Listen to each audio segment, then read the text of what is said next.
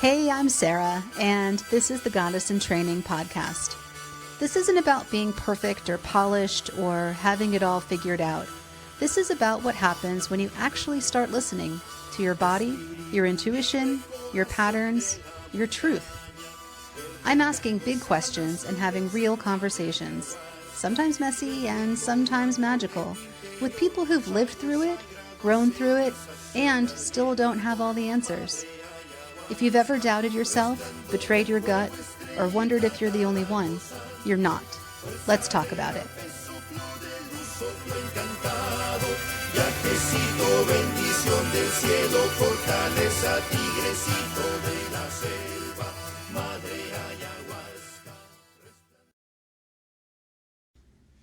Hi, everyone, and welcome back to Goddess in Training. I'm your host, Sarah, and today's conversation is especially close to my heart.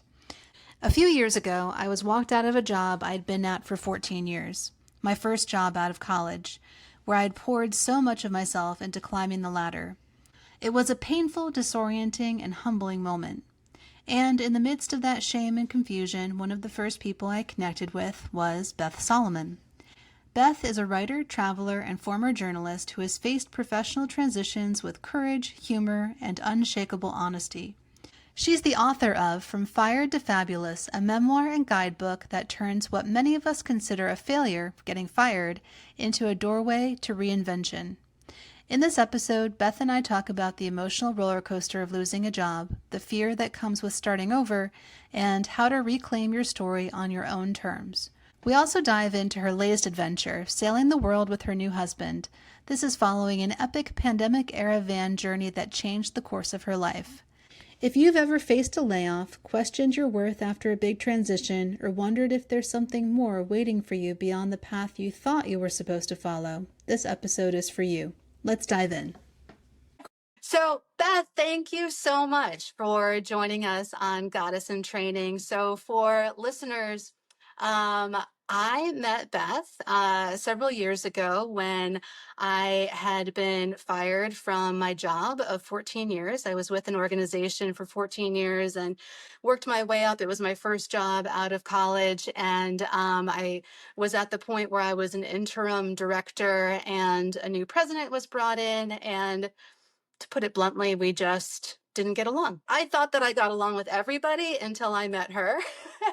And then it just didn't work out. And I was walked out of the building, which is something that I never thought would ever happen to me. And so thankfully I had a great mentor at the time who prepared me for that moment. But then when I was looking for a new job, Beth was one of the first people who I encountered so gratefully, because I definitely felt that shame and confusion and like, why me? And am I ever going to be hired again? Because I now have this like mark on my record saying that I've been fired. And do I express that to people in interviewing? What story do I tell around why I'm leaving my position? So I had all of those questions in my mind. And Beth, I remember even at that time, you were like, don't worry about it. Just don't worry about it.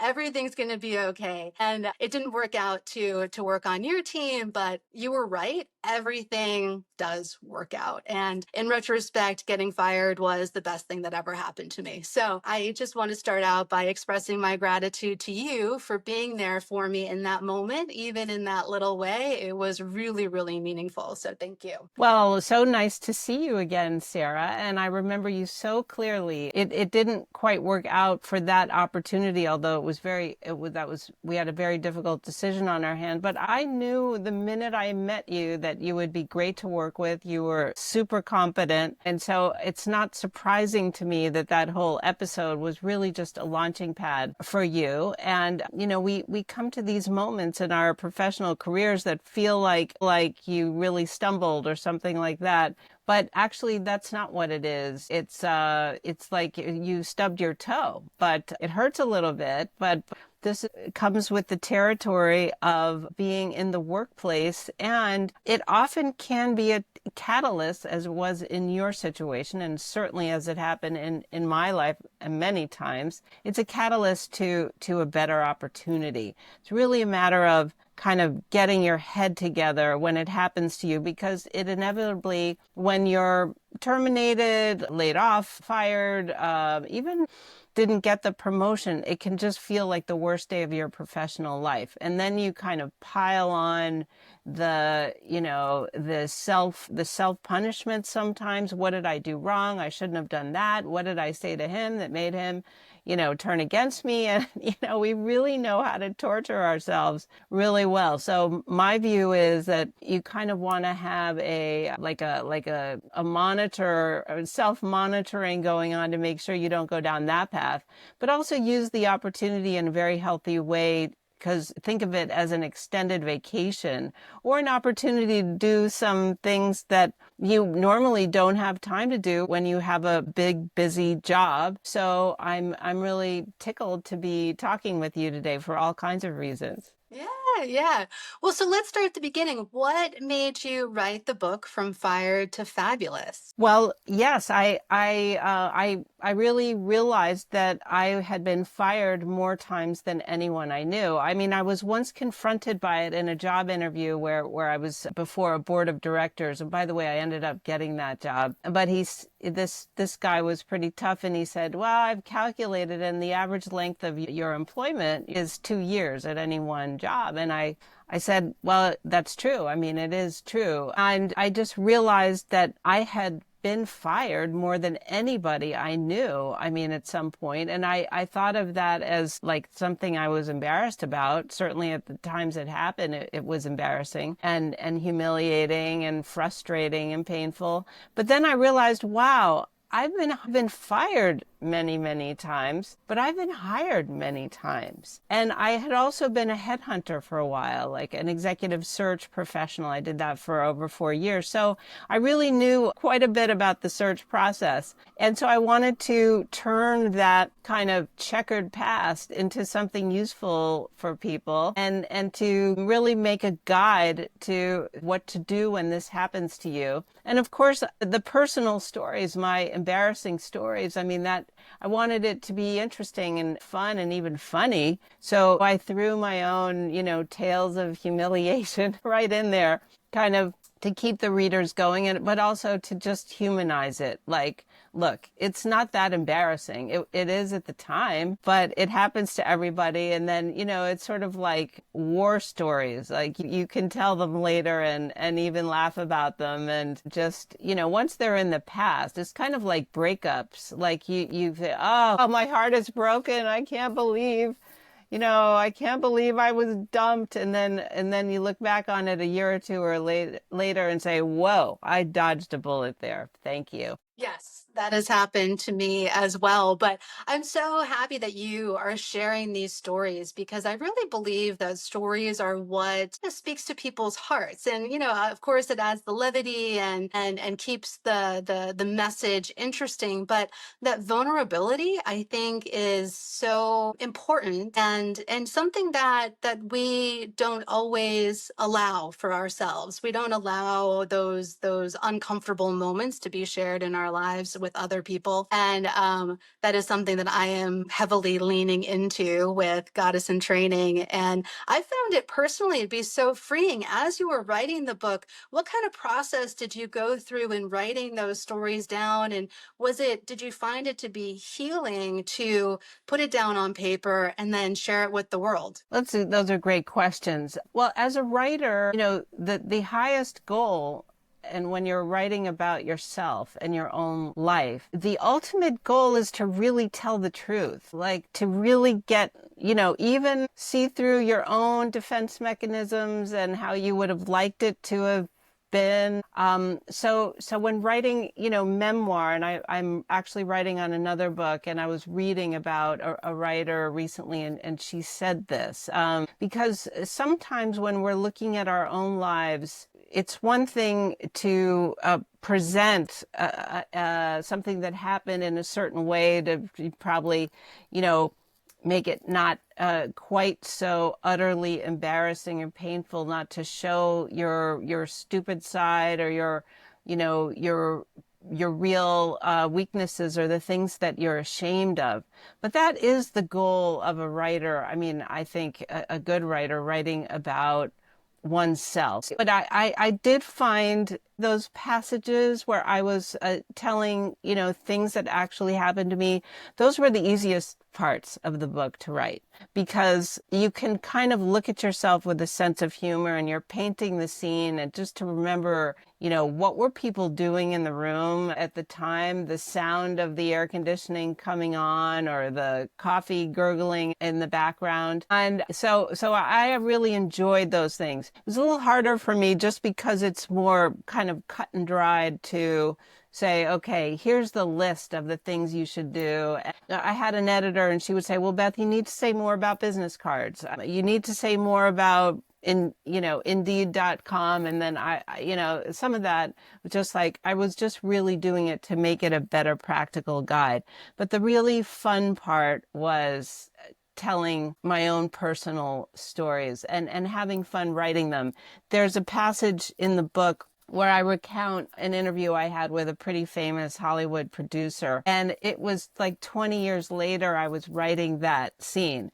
But I had so much fun with it, because then your real creativity comes out to try to help the reader be right in that room when her face exploded into anger. Anyway, Oh gosh. yeah, it was. So it was a therapeutic. I originally thought the book, when I was at a real career transition. I mean, I think I had been kind of stuck in transition, if you will, or wanting a transition for a few years. And my concept of the book, since I had this like golden box of secrets because I had been fired so many times, I had a real kind of business idea that I would write this book, that it would launch me into I would be kind of the Oprah Winfrey of like what to do when you're fired sort of programming. And I even started an LLC I think I called it Fabulous Brands or something like that. But the idea was I would create a whole business out of it. I really didn't want to be a coach myself, although I started coaching eventually, and actually that turned into be kind of a nice business. It was just that, so the long story long, the book was sort of a vehicle to put my thoughts in one place on this topic. And then I thought I would be not only coaching, but perhaps gathering a community of coaches, so that if you were in this place of needing to figure out this transition and how to land your next job, that you would come to this, fabulous sort of website and access all those resources. As it turned out, my life took a completely different direction. Now the pandemic happened, right? So everyone was in a bit of a swirl, and I ended up being on the road. I was taking a camper van trip, and I ended up meeting my now husband, the man of my dreams, during that trip. And so my life just took a complete unexpected turn for the better, I should say. And then I wasn't interested in pursuing that business anymore. Mm-hmm. When I reached out to you, Beth, I tried to rename your book. I tried to I call it liked your From name. Fired to Fearless. Yeah. And talk a little bit about the role that fear played in your life during these transitions, and whether it has evolved and where you are now in your relationship with fear. Well, fear is a very interesting emotion. It's a very interesting feeling. And I loved your new title for my book, From Fired to Fearless, because getting fired over time does make you fearless in the sense of, you just realize you can walk through fire and you're going to be okay. Fear is kind of a resistance to the expected or the unknown. It's obviously it's something we generate ourselves. And it's, fear is necessary. I mean, you need fear to know not to put your hand in a fire, or, you need to know your limits. Oh, I don't want to drive at 100 miles an hour on a country road, because fear is very useful. But fear can be also sort of crippling and blocking for us. Fear keeps us out of places we might want to go. In fact, my next book is called Toyota Nomad, and it's about this camper van journey I took by myself during the pandemic. And the reason I'm writing that book is that so many people, especially women, said to me, "Oh, I wish I could do that, but I'm afraid." Anyway, I think fear is part of being a human being. Some of it is useful, but a lot of it is not. And when we recognize it in ourselves that it is not helpful, we need to get ourselves through it and beyond it. I love the idea for your new book. I remember watching on LinkedIn your travels during COVID and having those same thoughts myself, like, gosh, that looks like so much fun when the rest of us were holed up inside and not interacting with the world outside of our homes in any way, shape, or form. Talk a little bit more about the lessons that you learned while in that camper van. Gosh, well, I'm so glad you're asking. I mean, it was the trip of a lifetime for me. The first thing is that my father really didn't want me to do it. And I really had to overcome that. I was 54 years old at the time. And, so I was a grown woman, but I was very sensitive to my father's feelings about it. And I really had to get some coaching to do it. Symbolically, that trip, now I went about 18,000 miles. I basically crossed the country twice. I spent time in the Rocky Mountain West and then the Southwest, and some time in the Northeast, Maine, Vermont, etc. And of course, stopping along the way all throughout the country. But it really was, it was more than just getting in a van and going. It was something that it enabled me to make this transition I was talking about earlier, where I thought I just needed a different job in Washington. I kept applying for them, but I kind of knew in my heart that it was just repeating my old patterns. Getting a new job was not going to be a big enough change to grow. I mean, life is about growing. And I had been able to get jobs, good jobs in Washington, and I did enjoy them to a large extent until a certain point where I wasn't learning anymore. And then I wanted to change it up. Change the scenery, change the people, have a new challenge. I love steep learning curves and getting to know a whole new group of people and figuring out what needed to be done and then, leading people to get there. But just getting another big job in Washington, just adding the international aspect, or maybe it was Europe instead of, South America, that really wasn't big enough. So it was actually the camper van journey where I kept my job. I went to part-time capacity. I actually tried to quit my job, but they didn't. I mean, this was the one job I couldn't get fired from. So they didn't want me to go. And they said, well, how about going part-time? And the difference between part-time work for me and full-time work was like the difference between love and hate. I mean, at let's see, it was 24 hours a week. So 3 days a week working instead of 5. And then during the pandemic, I was able to, on those other 4 days, to do things I love. It was a once in a lifetime opportunity. So I went to national parks. I went to places I had always wanted to go in America that you just need time to do that. And there I was traveling in this little remodeled Toyota Sienna minivan. So nothing complicated, but it was perfect for me. I had a twin mattress back there and a little reading lamp. And I had a keyboard piano in there because I was also learning to play jazz piano.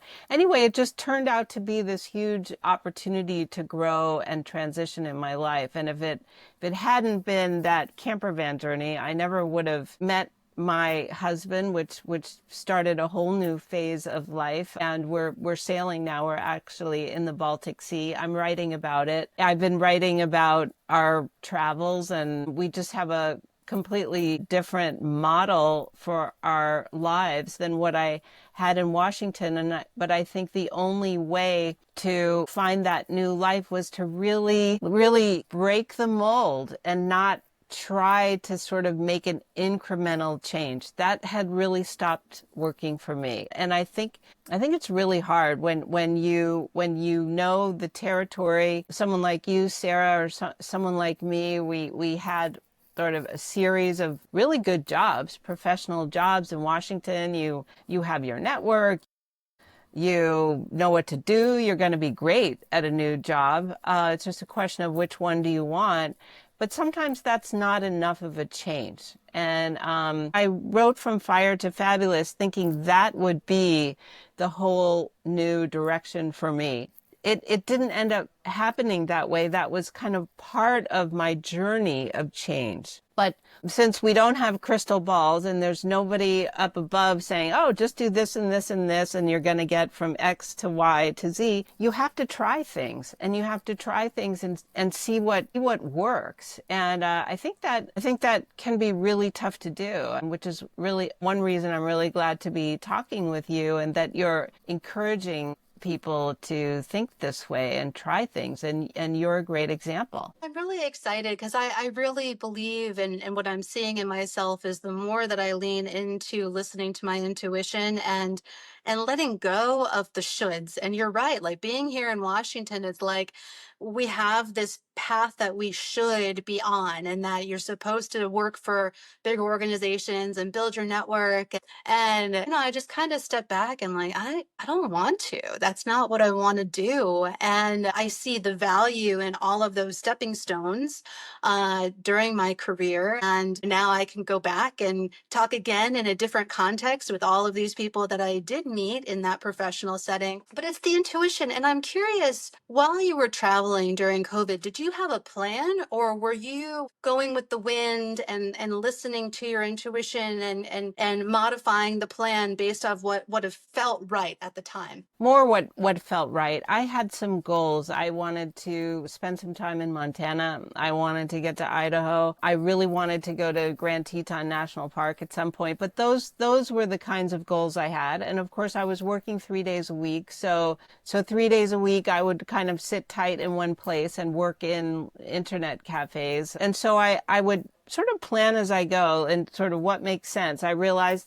I didn't like to drive more than 3 or 4 hours a day. I really like to have time to walk and kind of experience wherever I was. And then it was important, Sarah, to like stop. I was driving and I saw, oh, I'm right at the Teddy Roosevelt National Park or Wildlife Refuge there. Oh, well, I want to see that. So let's take a few hours and go in there. In Glacier National Park, I happened to be there on the day it was like no cars in the park. That happens once a year.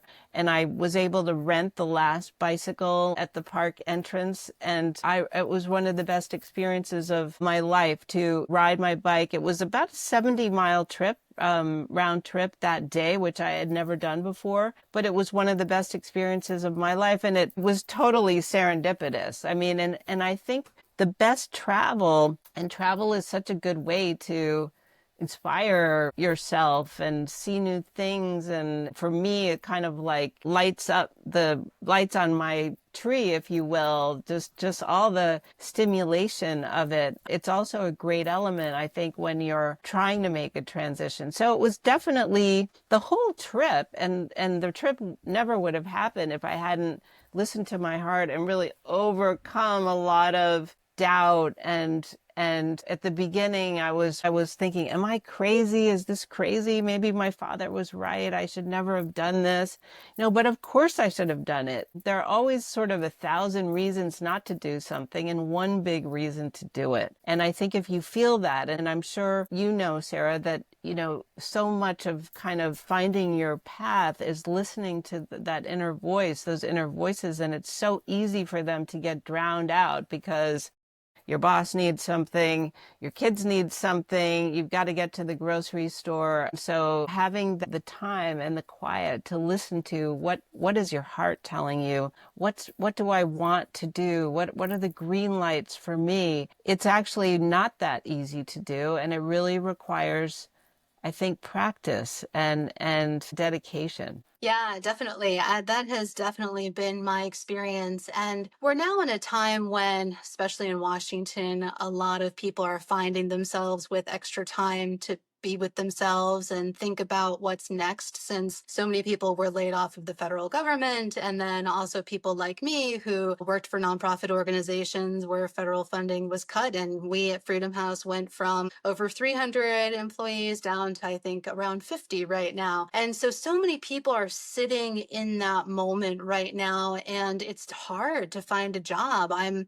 talking a little bit here and there with recruiters and organizations that normally would get maybe 50 applications are just flooded with hundreds and hundreds of applications of people who are thinking outside the box and thinking about transferable skills to something like fundraising when they weren't necessarily a fundraiser before, which I think is great, but it's a really tough time.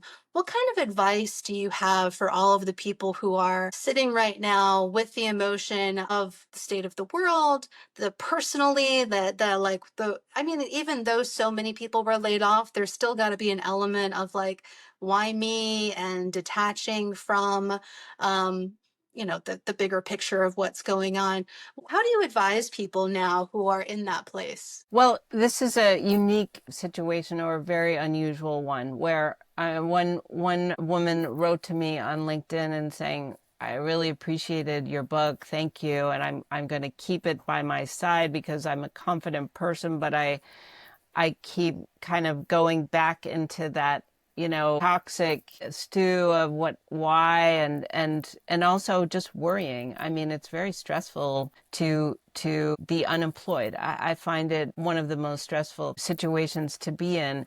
I do think this moment requires really thinking out of the box, because those of us in Washington who, for no fault of our own, because I mean, I won't get started on how stupid and self-destructive all of that was. It was sort of, I mean, it was sort of just like dropping bombs on people who didn't deserve it at all. Not to mention tearing up the fabric of our democracy. I mean, it's just, when I hear a leader say, "Oh, no, I don't want wars. I don't want destruction of people." Well, that's exactly what was done in the federal government to people who were very dedicated to their jobs and just doing what they were asked to do. So there's no excuse for it. It was an unprovoked attack, and okay, we're not talking about people actually getting killed, although they are in other parts of the world because of some of this. But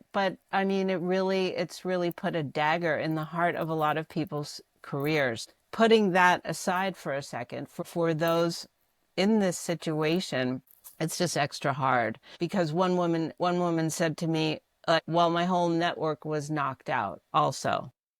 Yeah. So the old, what should you do when you get fired? Well, part of it is networking, but if your entire network got knocked out, then strategy needs an adjustment. I would say that this moment requires a really thinking out of the box. And I think what you're doing, Sarah, with this podcast and so forth, is exactly the kind of thing that people need to think about doing. When I say think outside the box, it's not only stimulating your own creativity and doing things that help you get to that place of sort of taking your own temperature, listening to your inner voices by doing things that are of interest to you and fulfill you, and bring you into contact and conversations with people you're interested in, and people who will help you down that path, even just through a conversation that you might not have had otherwise. I really do think that getting jobs, when you're looking for a job in any circumstance, it's the process of getting another job is really about having enough conversations to get to the right one. And a lot of those first conversations might be you're calling old contacts or getting in touch with a college roommate or something. "Hey, what are you up to?" "Well, guess what? I was hit by Doge. Yeah, I don't know what to do." But you have to keep having that conversation. It's like throwing a fishing line out. You can't catch fish without throwing a line out over and over again. And those conversations are actually very healthy, and there's nothing to be embarrassed about. I mean, especially this one where everybody has heard about what happened with Doge. I mean, I would say, first of all, think more broadly about your network. It's not just the people in your field. It's people from other parts of your life. And then I think, frankly, the economy has changed so much with more opportunities because of the internet, even starting a small business, doing something you realize that you love, and it might not be like the ultimate answer, but let's say you really like dogs, dog walking, I mean, dog sitting, things to sort of bring in a little bit of money while you wait for the big picture to sort of sort itself out. So it's I think in a situation like this where Freedom House and a lot of nonprofit organizations, in fact, a lot of universities, they are not going to recover immediately. So the pivot needs to involve sort of a broader set of options. And it helps to have hobbies like you do. You're a natural communicator. You're obviously, I mean, not everybody can launch a podcast and figure that out and conduct interviews and then do the social media side of it, but you're obviously doing it. And what may happen is by the time you have that interview of the organization that is lucky enough to have you, they're going to say, wow, you started the Goddess in Training podcast. I love that. You're hired. That's exactly what happened to me. In fact, when one time I was fired and I started a blog called the Georgetown Dish, I ended up working for the National Restaurant Association, and they just loved the name of it. They thought had something to do with restaurants at first. It didn't, but they loved that entrepreneurialism of it. And so I do recommend really trying to do things like that. And then, of course, I think, look, there's a lot of talent that is now on the market. But I think folks who are unfortunately in the position of having been caught up in that, awful dragnet, I think it's necessary to look outside of Washington. I mean, remote work is a much more common thing now, and to look outside of the nonprofit sector. I mean, those would be a couple of things I think I would be doing. What advice do you have for people when there's all of that fear and uncertainty around finances when you're laid off? How have you managed transition and thought about that? I'm in the place where I have some cushion, but there's definitely like every time you look at your bank account and instead of getting replenished, it's going down and going down. And there's going to be some breaking point where like, I got to do something. What advice do you have? Well, it is frightening. I mean, obviously the first thing you need to do is really rein in your expenses. I mean, I remember periods of unemployment where I stopped buying, my cup of coffee in the morning. I mean, I hated it. I got tea bags and I would eat a banana, that cost 13 cents from the store. And I absolutely hated it because to me, it kind of like twisted the knife of the whole experience. Like I can't even afford to go to Starbucks. Um, but that is essential. I mean, just getting, and by the way, that's very good training. It's a very good exercise. I mean, to really, really crack down on yourself and get rid of any unnecessary expense. Hopefully hopefully that you have a 6-month cushion of savings, but I have known people who've had to borrow a little money from friends or family. The other thing I did once, I had to borrow from my 401k. I mean, you can do that without penalty, I think, for it was 6 months or I forget the time period. It might have been a year. But, that's those rainy day funds, whether they're your own or in your family or possibly a friend. I mean, I think that is a reality that those resources may have to be tapped. Yeah, definitely. As I've been leaning into this world of intuition and manifestation is a thing that a lot of people are talking about. It seems like from the outside looking in, you, by traveling this path and being open to possibility, you're now in this place where you just got married and you're about to embark traveling on a sailboat. It's this like beautiful, abundant life. What are your feelings about our thoughts turning into reality? Well, that's a great question. And, they say that you kind of have to manifest your positivity, what's inside you into reality. I mean, you have to experiment. I mean, I didn't see this coming. If you had said to me when I was in Washington, in fact, a psychic in 2016 I spoke with, I would speak with her sort of once a year.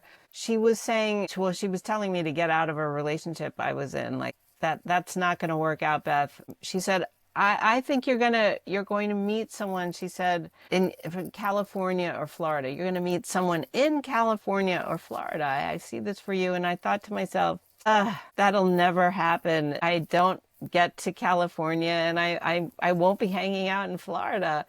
But sure enough, 5 years later, there I was walking onto a tennis court and I saw this handsome, beautiful man on the next tennis court. And I asked him, he was speaking German to his sparring partner. And I asked the woman I was playing with who spoke German if she would strike up a conversation. She looked over and she said, yeah. And so she introduced us and the rest is history.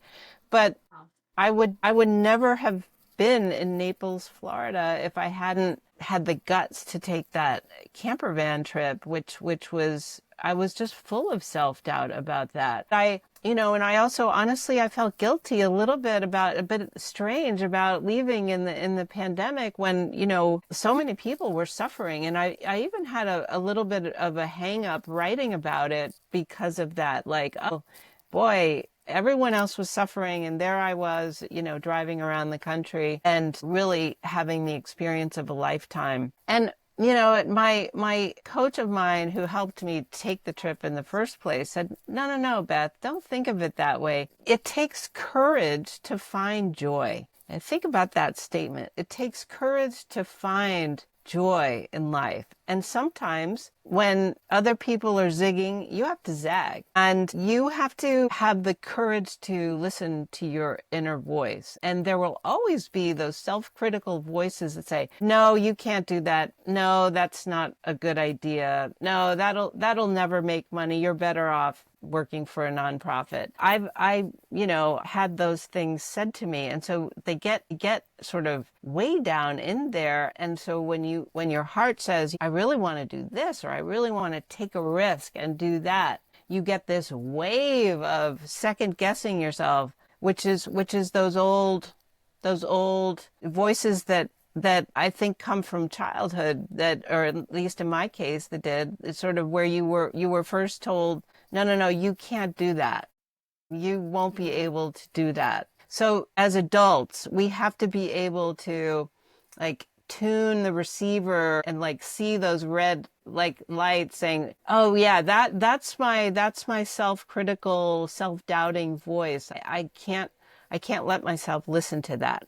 And I think anybody who's in a job search is also gonna hear those voices all the time. They're the same voices that say, you knew you were on the wrong side of that person and you didn't fix it. You just decided to ignore it. See, told you so. It came back to haunt you. So anyway, as adults, I think we're constantly hearing those negative voices, and it is absolutely vital to turn down the volume on those and as the Buddhists say, to follow the green lights and to Exactly.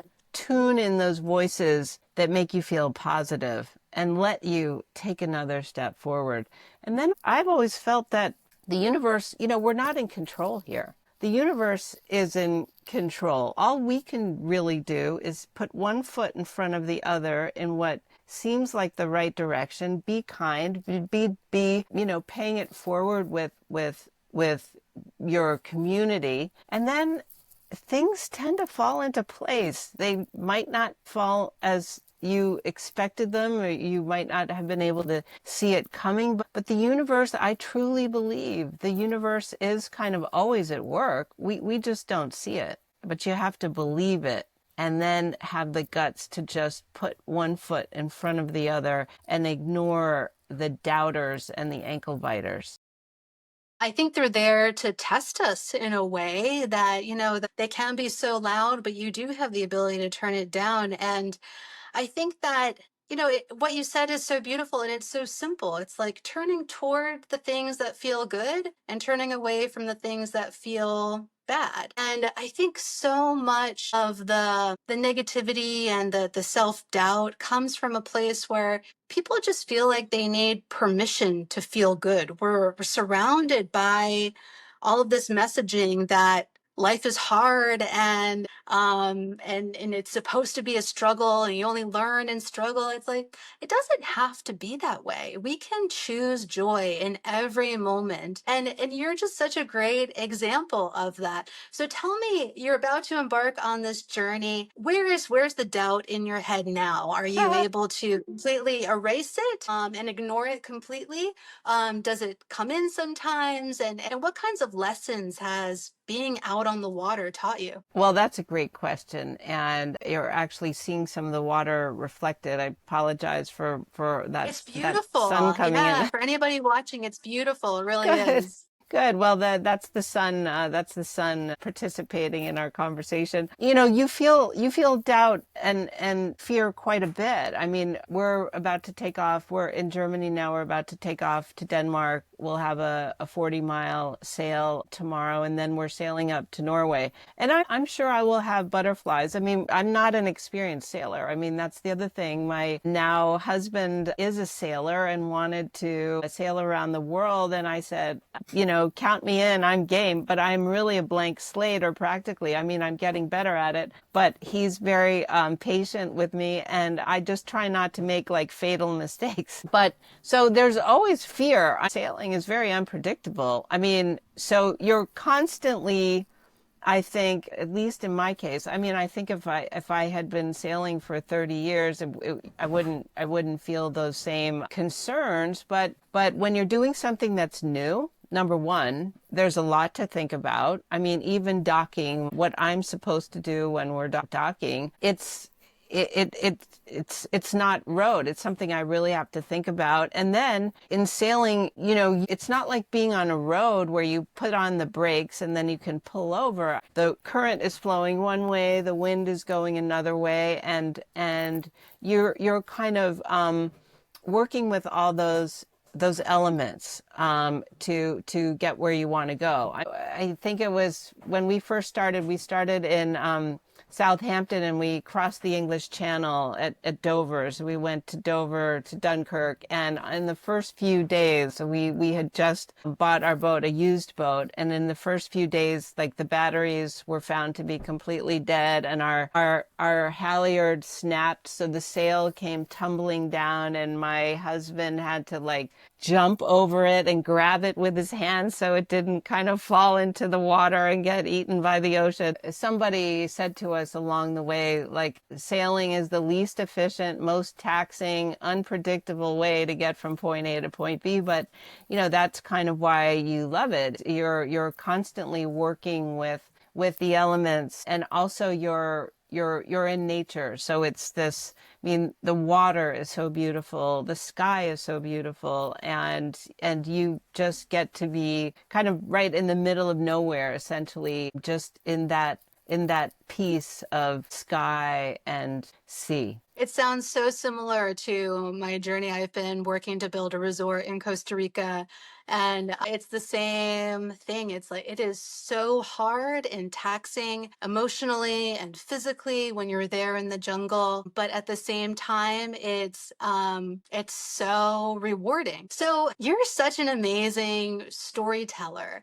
And you're working on a new book. What's a story that pops to mind that you feel like needs to be told right now in this moment? Well, I will say that, just back to our first conversation, I remember getting fired. I mean, I think so many people are in this situation, but it's so vivid to me, the humiliation of, I walked into a conference room. My board members wanted to get together. I thought they might be offering me a raise because we had been quite successful. We had turned around this organization that was kind of like a car overturned in a ditch. And so they came in, they wanted to meet. It was kind of time to discuss the budget. So we had coffee and tea and bagels and fruit on the table. My team had come to work early. They were working away. We had kind of an open office space. And so I had woken up early. I was wearing this like light blue pantsuit that was my favorite suit, like my good luck suit. And I had gone to the gym before work. They came at the appointed time. I think it was 9 o'clock. And I walked in, Joe, what would you like? A coffee, tea, bagel? And he said, Beth, shut the door.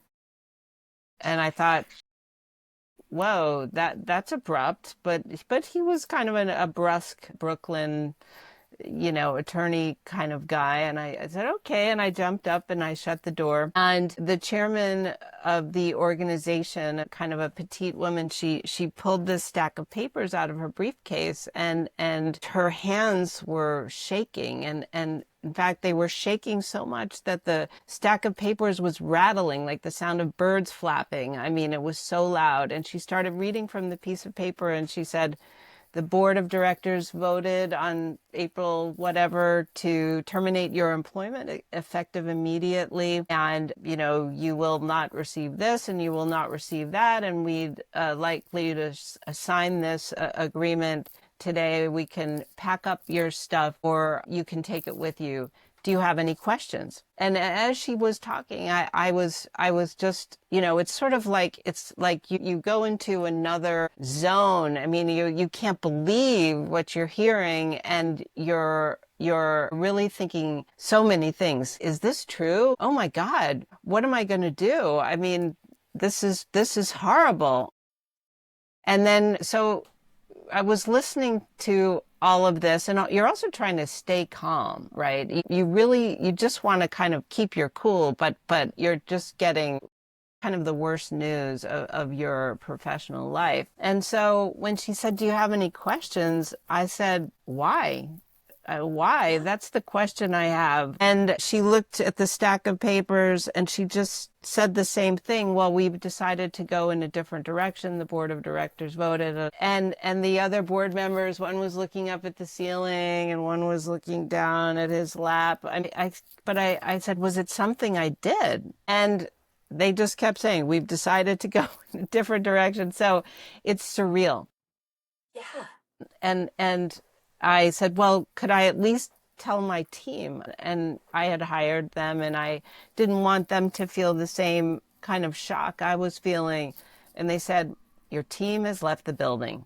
Your team has left the building. So they had told my team that something was going on. So anyway, I said, you know what? I will clean up my desk. I'll do it myself. And I needed a minute. I needed a minute to get my head together. And as I cleaned my desk, I had framed photos and my laptop and headphones and a hairbrush, and I didn't have that much stuff. But I was kind of stuffing it into these reusable grocery bags. And I think by the time I had cleaned up my stuff, I thought to myself, these people are bozos. They're stupid, and I'm going to be okay. And so I think I had collected myself enough after that 10 minutes of putting my stuff away that by the time I left, I think I said to them, like, well, if you need anything, let me know. Wish you guys the best. And I might have even given them a hug. I mean, but I wanted to show them you're not going to make me lose it. Yeah. And of course, it was the best thing that ever happened to me. I mean, they ended up paying me for 2 years when I had only worked for 18 months. And had I known that going in, that it was really kind of a turnaround gig. They needed somebody to clean it up and get it going again. And I have to say, that there was probably somebody better to be that, sort of operational day-to-day manager who keeps things running smoothly.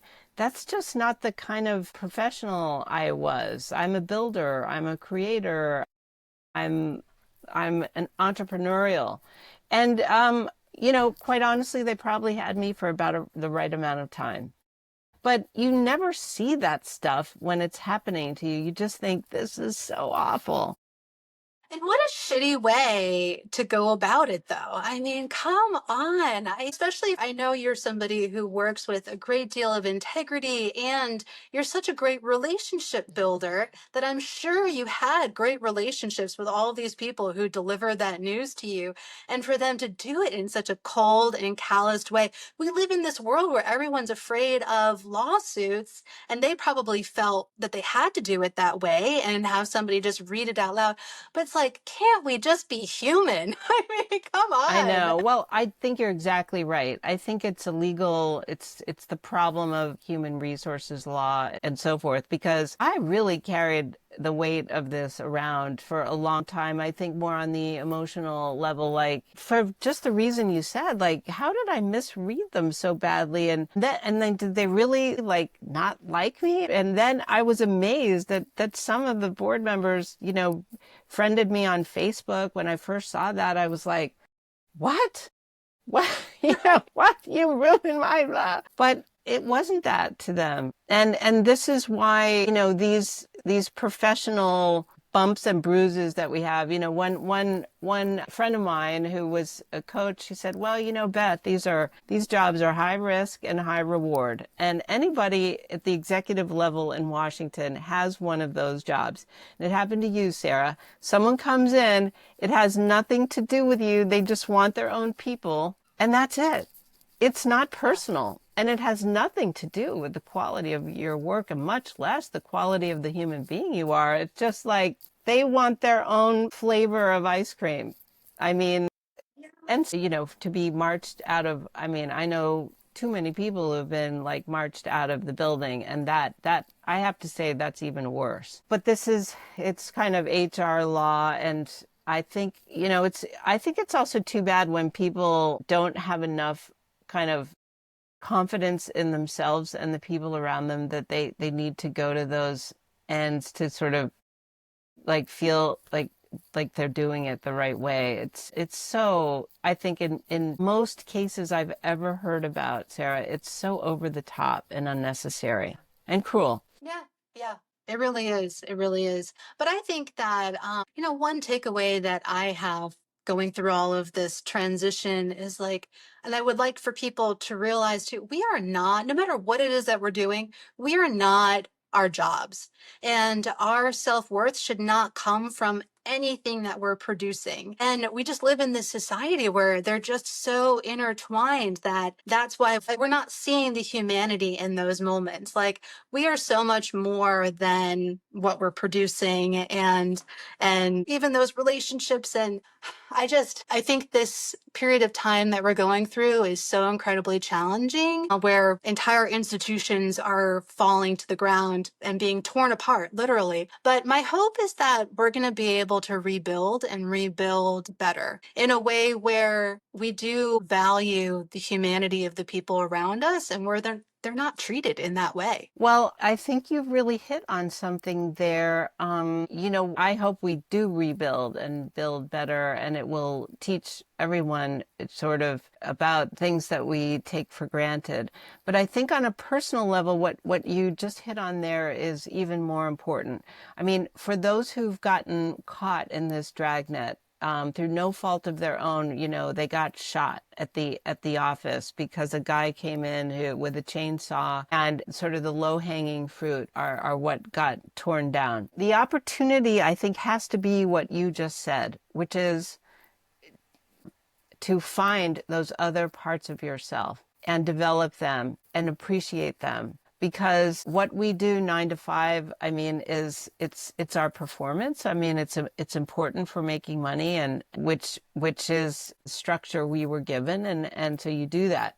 But that is not who we are. We are so much more. And I think the opportunity in this really bad situation is to discover those parts of us inside that get ignored when we're working an executive, 9 to 5+ job. This is the opportunity to discover, to mine, go into those mines of gold and other gems inside, and to be able to bring those out, is to be polished and sparkling in the next stage of life. Exactly.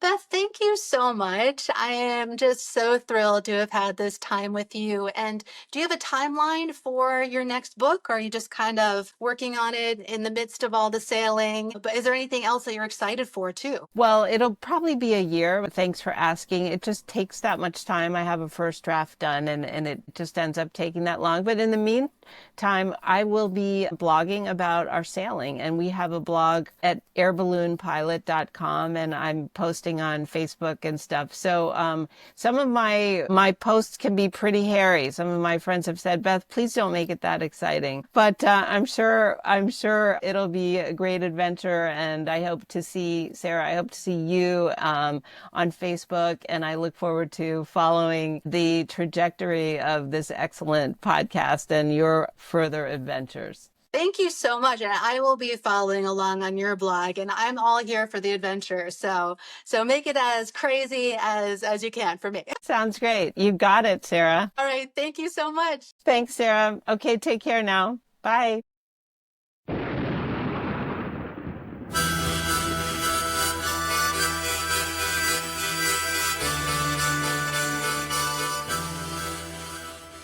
Thank you for tuning in to Goddess in Training. I hope something in this episode stirred your knowing or softened your heart. If it spoke to you, share it with someone who needs it, or leave a review or comment to help others find us. If you're watching on YouTube, please like this video and subscribe to the channel. If you want to hear more conversations like this, please consider supporting Goddess in Training on Patreon. For more tools and offerings to deepen your intuition practice, visit goddessintraining.online. You can also join the Scroll of Seshat on Substack for twice-weekly stories of how I followed my intuition. The music for Goddess in Training is Madre Ayahuasca by Arkawa, and you can find more of his music in the link to his website in the show notes. Remember, your intuition is not a mystery, it's a memory. Keep listening. Madre Ayahuasca, resplandor del fuego, estrellita, tabaco santo, fuerza de rapé, soplo de luz, soplo encantado, viajecito, bendición del cielo, fortaleza, tigrecito de la selva, Madre Ayahuasca.